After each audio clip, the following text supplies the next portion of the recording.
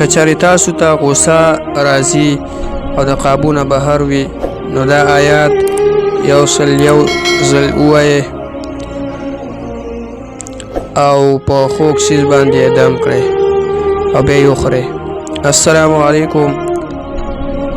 دا نننۍ ویډیو د هغه چا لپاره ده که چېرته چاته غوسه ډېره زیاته ورځي او د غوسې د قابو نه بهر وي نو هغوی له پکار دي چې یو ځل دا آیات والکاظمین الغیظ والعافین عن الناس والله يحب المحسنین سورة آل عمران آیت نمبر 134 آیت نمبر 134 او سلورمه سپاره.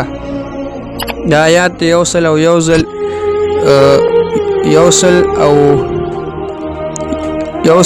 ځل یویشت ورځو پورې په چینې یا په خوږ څیز باندې اولولي او ودې خوري انشاءالله بیا به غوسه قابو کې وي او د دغې بیمارۍ نه به خلاص شي. ویډیو د ثواب په نیت مخکې ملګرو سره شیر کړئ. جزاک الله.